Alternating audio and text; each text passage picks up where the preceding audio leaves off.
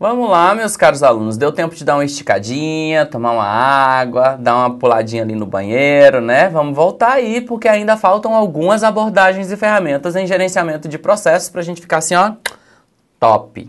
Então vem comigo que a gente vai fechar essa bagaça, tá? Então, vamos lá, outra técnica e ferramenta que a gente usa para mapeamento, análise de melhoria de processo é a carta de controle, que também é uma ferramenta CEP, que realiza controle estatístico de processos. Vamos entender como é que funciona essa ferramenta. Bom, a gente precisa colher dos processos o seu comportamento normal. O que é o comportamento normal de determinada coisa? Bom, a gente sabe que tudo que é normal tem um certo padrão, mas possui uma pequena variação.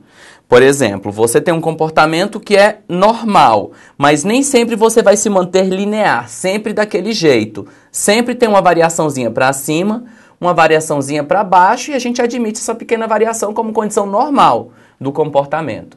Pois bem, com a carta de controle, a gente vai fazer o seguinte: vai deixar o processo operando e vai analisar esse processo diante de várias amostras. Depois de várias amostras do processo funcionando, a gente vai colher o padrão de funcionamento desse processo, definindo, portanto, o que é ideal para ele.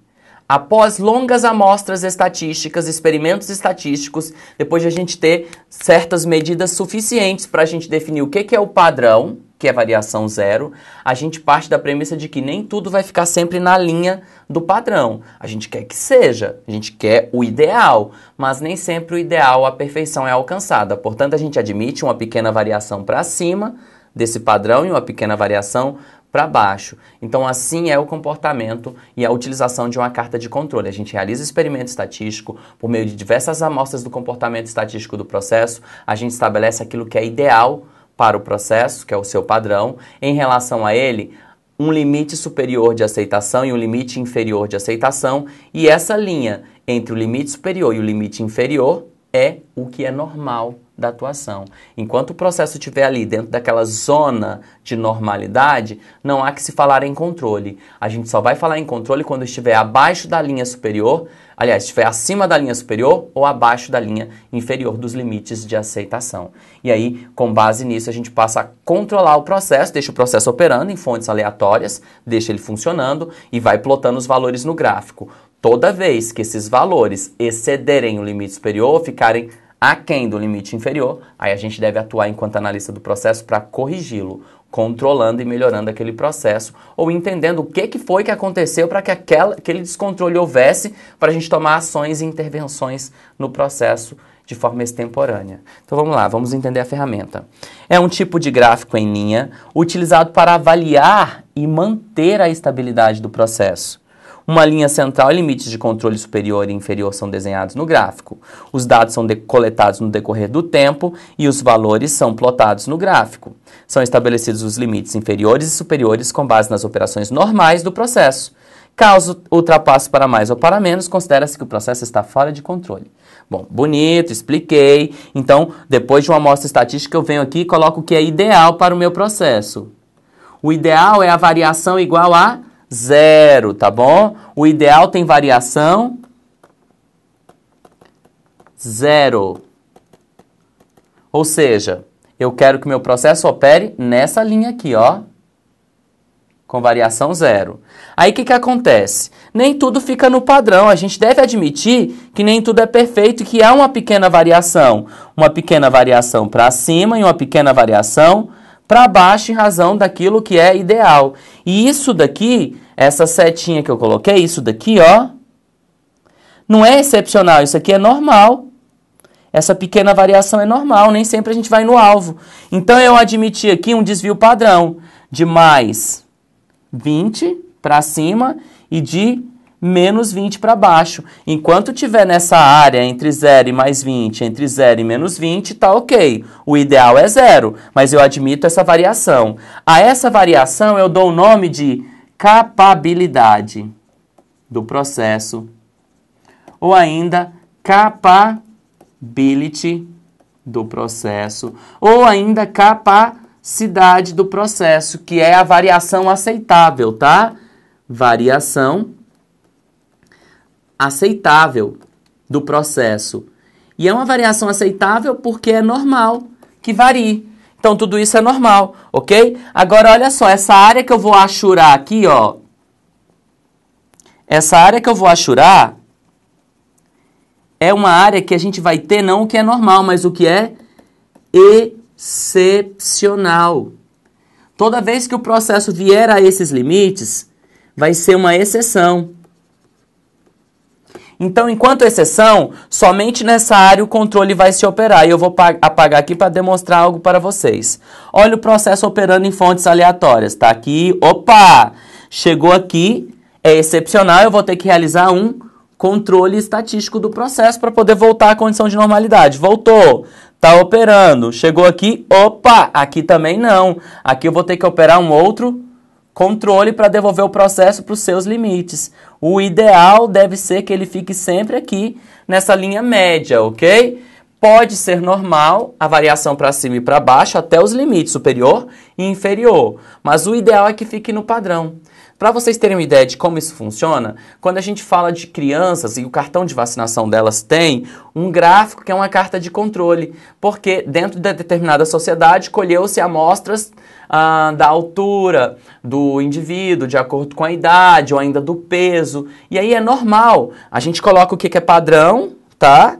E coloca uma variação normal, que é um pouquinho de peso acima, um pouquinho de peso abaixo. Se o indivíduo tiver só um pouquinho de peso acima ou um pouquinho de peso abaixo, está sob controle. Agora, se o indivíduo estiver subnutrido, a gente tem que tomar uma ação de mudança e de melhoria. Se o indivíduo estiver muito obeso, também tem que tomar uma ação de melhoria. Então, é nesse sentido, tá? A gente estabelece o padrão, que é o ideal, que é igual a zero, a variação, e coloca o limite superior com a variação aceitável e o limite inferior com a variação aceitável. E se o processo estiver, mesmo que com fontes aleatórias, dentro daquilo que é normal, a gente não realiza controle. A gente até monitora, mas a gente não controla, a gente não precisa fazer nada. A gente só vai fazer quando estiver além ou aquém, ok? Eu espero que tenha ficado claro para vocês a funcionalidade dessa ferramenta. O CESP, em especial, adora cobrar essa ferramenta, tá ok? Então prestem atenção. Vamos para a próxima. Benchmarking, uma outra abordagem aplicada à gestão da qualidade e à gestão de processos. O que é benchmarking? Vamos analisar com cautela, tá? Olha aqui para mim, para a gente ficar antenado aí com o conceito. Quando eu faço benchmarking, na verdade, eu estou buscando referenciais de excelência. E para que eu busco referenciais de excelência? Para comparar o meu desempenho com esses referenciais, para então promover os ajustes e melhorias que se fizerem necessários para que eu consiga um diferencial competitivo no mercado, tá? Então, esse benchmarking não é uma cópia que você faz do concorrente, não, tá?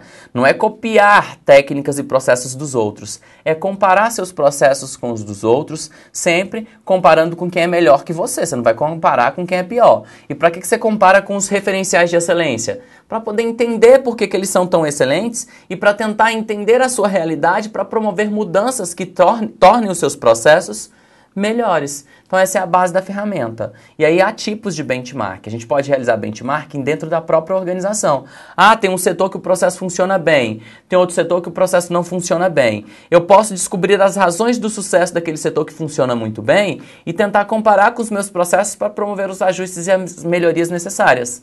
Esse é o tipo de benchmarking interno, tá? Há ainda benchmarking que a gente chama de benchmarking funcional ou genérico. O benchmark funcional genérico é quando você vai buscar uma organização de referência, está fora da sua organização, mas que não lida com concorrência, eles não estão em ramo concorrencial com você. Portanto, é mais fácil obter as informações. Por exemplo, um curso preparatório para concurso vai a uma faculdade para entender o processo de emissão de certificados para poder aplicar lá. Bom, ele está fazendo um benchmark para tentar aprimorar a sua emissão de certificado. Só que a universidade não concorre com um curso preparatório, por exemplo, e não vai oferecer OBS, não vai impor restrições para que essa análise seja feita. Isso é o benchmarking funcional. Nós temos ainda o benchmarking competitivo. Aí é diferente, aí a cobra vai fumar, porque a gente vai tentar buscar referenciais de excelência na concorrência, para tentar aprimorar os nossos próprios processos e buscar excelência também. Claro que as organizações concorrenciais vão impor certa resistência à obtenção de tais informações, ok? Então, hoje na administração pública a gente atua muito por benchmarking. Eu, quando fui implantar a gestão por competências no âmbito do MPT, eu fui no Ministério Público de Santa Catarina, eu fui no MPF, eu procurei a Anvisa, eu procurei diversas instituições públicas que já estivessem aplicando a gestão por competências para ver como é que estava funcionando, para saber se aquilo podia ser adaptado à nossa realidade. E vou dizer, eu não copiei ninguém, mas no fim nosso modelo tem um pouco de cada um, porque a gente pegou aquelas práticas que foram bem sucedidas, comparou com aquilo que a gente estava fazendo e aprimorou os nossos processos, tá? Então, aí foi um benchmarking funcional, porque não houve concorrência, tá? Na esfera privada, quando você tem que buscar a excelência do seu concorrente, você não vai fazer isso com certa facilidade. É muito mais fácil o interno, depois o funcional e o mais difícil é o competitivo, ok? Então, olha o que eu coloquei para vocês. Consiste na busca das melhores práticas na indústria que conduzem ao desempenho superior. É visto como um processo positivo e proativo, por meio do qual uma empresa examina como outra realiza uma função específica a fim de melhorar como realizar a mesma ou uma função semelhante. Como eu disse, pode ser interno, quando na mesma estrutura organizacional você vai buscar um processo que é excelente para aprimorar um que não é. Pode ser competitivo entre concorrentes diretos na indústria, ou seja, vai ser mais difícil. E pode ser ainda funcional ou genérico. A FCC gosta de cobrar benchmark genérico, tá, gente? Que é em ramos distintos e sem concorrência direta. Genérico é o mesmo que o funcional. Certa vez, em uma prova discursiva do MPOG-ENAP, se não me engano, perguntou assim: quais que eram, né, os tipos de benchmark e os pressupostos do benchmarking aplicados à gestão de processos. Aí tem um autor que fala sobre isso, só um autor que fala desses pressupostos, e já a gente vai tratar sobre isso. Mas o benchmark é essa técnica, tá, gente?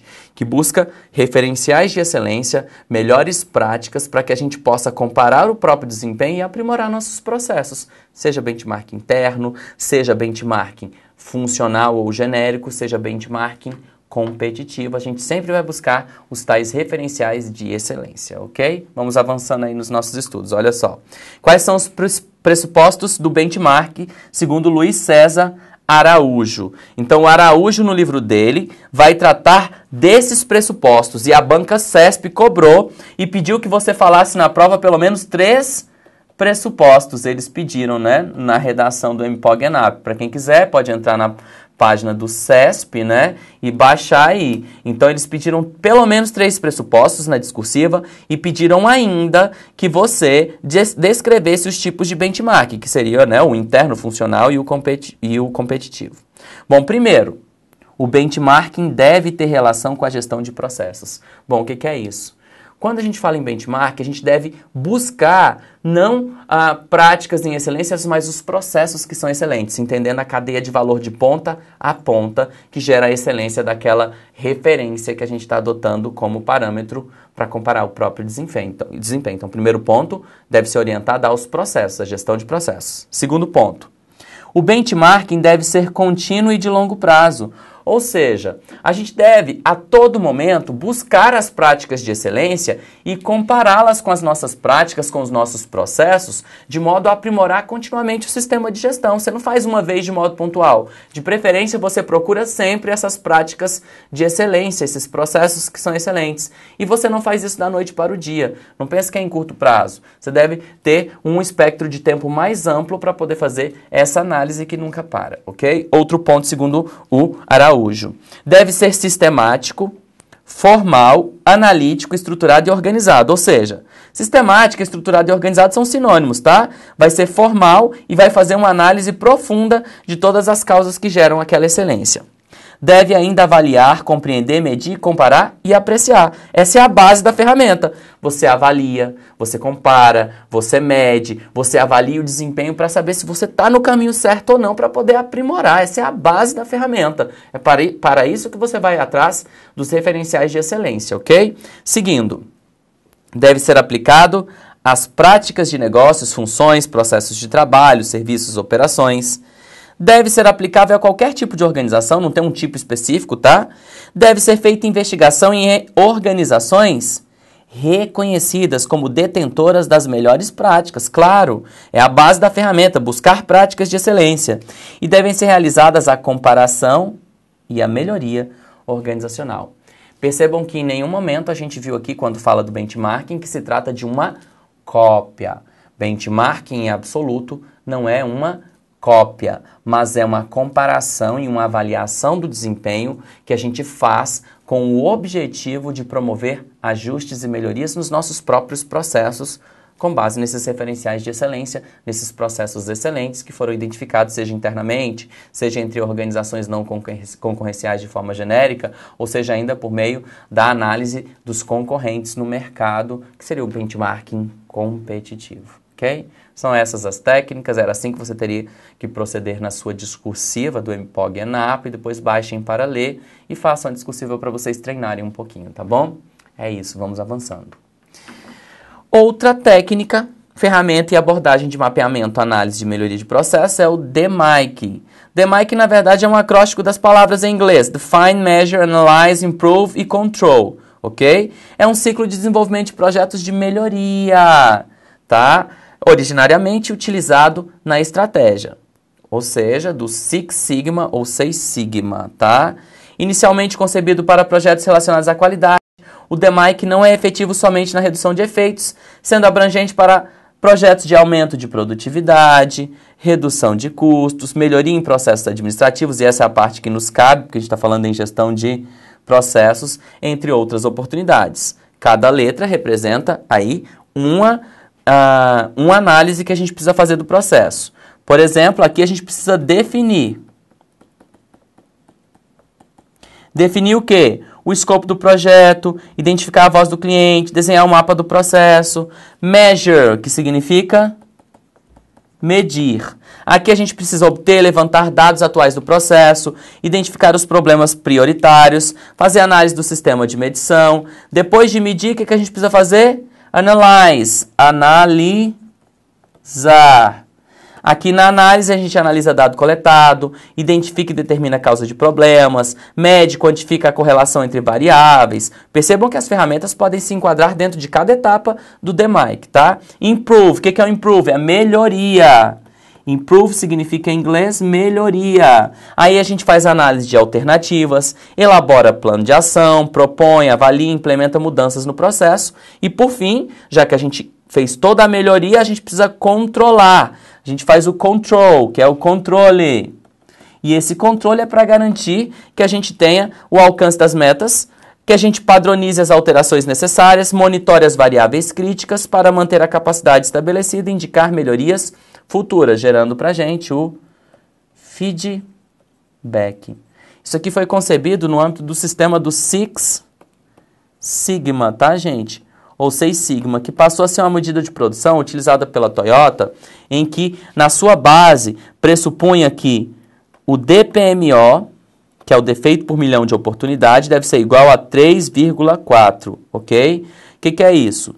3,4 DPMO. A cada 1 milhão de oportunidades, só são permitidos 3,4 defeitos. Mas para que a gente chegue nesse nível de perfeição, pressuposto pela metodologia Lean Six Sigma, a gente precisa primeiro definir, depois medir, depois analisar, depois melhorar e, por fim, controlar, para garantir aqueles patamares de excelência com variação quase zero. Porque, gente, a cada 1 milhão ter 3,4 defeitos é muito baixo, é quase o defeito zero, que pressupunha aí o Six Sigma, ok? Vamos para mais abordagens de processo. Vem comigo, vamos lá. Brainstorming. Até falei para vocês do brainstorming, é ou não é? O brainstorming consiste em uma ferramenta de análise coletiva de problemas, proposição de soluções, levantamento de informações. É sempre uma técnica coletiva, tá? Esse brainstorming, gente, pressupõe que um moderador vai controlar o trabalho desenvolvido numa sessão de brainstorming, colhendo as informações sem fazer juízo de valor. Um coordenador do brainstorm, ele vai colher as informações para analisar posteriormente com o grupo e aí priorizar aquelas que são as informações que a gente vai utilizar para determinado trabalho, para melhoria de um processo, para o levantamento de causas de um problema, para proposição de soluções. Então presta atenção que a base da ferramenta é isso, colher as informações para depois filtrar. Evita-se julgamento prévio das informações. Foi como eu disse. Ai, fulano levantou uma ideia imbecil. anota a ideia imbecil, ri por dentro, pensa, que mongol. Mas, né, segue enquanto o coordenador ri na cara dele e por fora você pensa, burro, né? É assim. Aí depois o grupo vai filtrar aquilo que é relevante, aquilo que é importante, tá? Então só para fechar aí a análise, o que eu escrevi para vocês. Trata-se de outra técnica utilizada para análise e melhoria de processos. Ao pé da letra significa tempestade cerebral, sendo uma técnica de criatividade, ó, em grupo. Busca a geração de ideias isoladamente ou associadas, estimulando novas ideias e subsídios direcionados à solução parcial ou total de um problema. Pode auxiliar na formação de outras ferramentas, como o diagrama de causa e efeito. Apresenta-se sobre 3 formas. Pode ser aberto, que é rico em informação, mas desorganizado. Como é que é isso? O brainstorm aberto significa que você vai fazer uma técnica em que as pessoas falam e o coordenador vai anotando. Então, pode gerar confusão, só que é muito rico. A informação trafega de modo mais célere, mais dinâmico. As pessoas ficam muito mais envolvidas quando o brainstorming é aberto, ok? E aí o coordenador tem que conseguir ter jogo de cintura para manter a casa em ordem, para as pessoas não se excederem, para as pessoas não brigarem, né? Na troca de informação. Além disso, o brainstorming pode ser fechado. Ele é mais organizado, mais lento e fatigante. Como é que é isso? Aí a gente faz uma rodinha, um escreve no papelzinho uma ideia, essa ideia é expandida pelo próximo, que é expandido pelo próximo, que é expandido pelo próximo, depois a gente analisa em conjunto as ideias diante dessa expansão colocada no papel. Vai ser mais lento e fatigante, tá? Só que ele permite uma forma mais estruturada de organização das ideias. Ainda que ele seja mais estruturado, ele vai trazer uma certa lentidão, né? As pessoas vão ficar mais fatigadas. Eu particularmente prefiro o brainstorming aberto, tá? E é isso. Então, esses são os fundamentos e essencial para entender a ferramenta. Evita-se julgamento prévio das ideias e levantamentos. Ocorre a posterior filtragem, mas só posteriormente, tá? Que essa filtragem vai ocorrer. Vamos lá que nós temos ainda mais ferramentas e abordagens. Outra ferramenta que a gente usa é o plano de ação 5W28. Ele é um plano de ação. Costumo até dizer o seguinte, gente, quando você vai fazer qualquer ação e você não sabe muito bem por onde começar, eu recomendo começá-la com um 5W28, ou um plano de ação estruturado para você atingir os resultados que você espera. Em síntese, o 5W28 vai estabelecer uma série de perguntinhas que você, na ordem, vai respondendo para ajudar a estruturar um plano. Quais são essas perguntinhas? São what, who, where, when, why, how much. De novo, quais são as perguntinhas? What, who, where, when, why, how much. Aí você faz essas perguntinhas, preenche numa tabelinha as perguntinhas que foram feitas em inglês e que respectivamente significam, vamos lá, vamos tratar disso. Bom, é muito utilizado como apoio a outras técnicas e consiste em perguntas direcionadas ao processo de modo a identificá-lo. Essa técnica auxilia na construção de um plano de ação, especialmente na construção do planejamento no ciclo PDCA, que você pode utilizar. Por exemplo, é importante frisar que ela por si não é suficiente para determinar as causas de problemas e ter orientação para o futuro. Ou seja, aqui a gente pergunta what? Que ação de melhoria será executada? Primeira perguntinha que a gente faz. Depois, who? Quem irá executar, participar dessa ação de melhoria? 3, terceira etapa, where? Onde a ação vai ser executada? 4, when? Quando será executada a ação de melhoria? Quinta etapa ou quinta perguntinha, why? Por que essa ação será executada, Seria aí o motivo pelo qual o processo precisa ser melhorado. E how? Que é o how much, como a ação será executada, how, que é como a ação será executada, e por fim o 7º, que é how much, quanto custa para executar a ação. Gente, fica ligado que eu já vi na prova do CESP colocando 5W, 1H, e deram o item como correto. Aí eu brinco sempre assim, quando eu trato dessa questão, gente, eu sempre falo assim, o 5W1H é a ferramenta de ação do rico, que ele pergunta what, who, where, when, why, how. Acabou. How much pouco importa. Eu sou rico, faz essa bagaça aí. Então não pergunto quanto custa. O certo deu como certo, tá? Então vamos entender igual os 6Ms. No 6M, vocês lembram que eu falei para vocês? Que é possível que a gente retire M's, mas não que a gente acrescente M's além dos 6. Vamos pensar da mesma forma com 5W, 2H ou 5W28, em que a gente pode sim reduzir os H's aí, mas não ampliar. E quais são as causas do problema? Então, né, vamos lá. Aí a gente vai perguntar, aliás, causas do problema não, vamos colocar outras perguntas. What, who, where, when, why, how? How much? Hi, hello, how are you? Não, você não vai colocar mais perguntas ao final da descrição do plano de ação e da ferramenta. Então perceberam o que é o 5W2Hs? É na verdade a proposição de um plano de ação para te orientar quanto ao futuro, quanto àquilo que você vai fazer. Perceba que ele não vai investigar causas que geram efeito, não. Ele vai traçar algumas diretrizes para que você no futuro tome uma série de ações de melhoria nos processos. É, portanto, um plano de ação. Assim como a gente tem no ciclo PDCA um plano de ação, aqui também é um plano de ação. O PDCA também, uma ferramenta de análise e melhoria de processos, é um plano de ação baseado nas etapas do Plan, Do, Check e Act. Aqui a gente também tem um plano de ação, tá? Semelhante ao PDCA, mas com diretrizes um pouco diferentes. Olha, tá ficando bom, hein? Quantas ferramentas de qualidade e análise, melhoria e modelagem de processos vocês estão aprendendo hoje, né? Mas vamos dar uma pausa para dar tempo de você dar uma respirada, ir ao banheiro, tomar uma água, comer alguma coisinha e voltar comigo, tá? Até mais!